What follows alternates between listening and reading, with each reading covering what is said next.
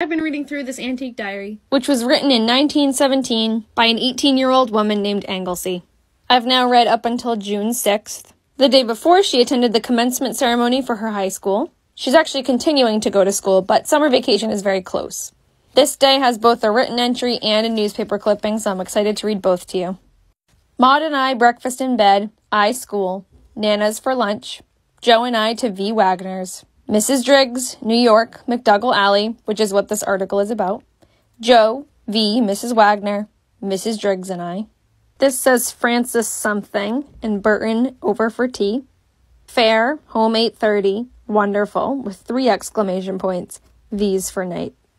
Her trip to McDougall Alley was an interesting event to raise money for the war, which included people riding elephants down the alley, art events, and giant crowds. I want to read some of this article to you because it's so well written. I've ended up reading lots of newspaper articles in my research, and I'm always pleasantly surprised at the writing.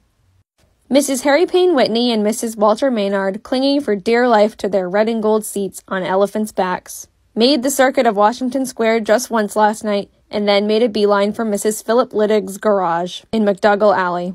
Mrs. Maynard particularly preferred the garage to the elephant. "Take me down quick," she shrieked, and her cry was the real opening address of the Alley Festa, though there was another made later in the evening by Mayor Mitchell. About 6,000 persons were pushing and crowding in the narrow alley when the mayor rose to speak. They were also blowing horns, ringing bells, smashing china, and popping champagne. All this stopped for a few minutes while the mayor pointed out the serious purpose of the festival. There was presented a scene of festivity that amazed even the villagers, who are used to seeing their streets burst into all kinds of weird pageantry. Italian flower girls, organ grinders, marionettes, ballad mongers, guitarists, and American soldiers and sailors, mingled with Russians, Red Cross nurses, and gypsy fortune tellers.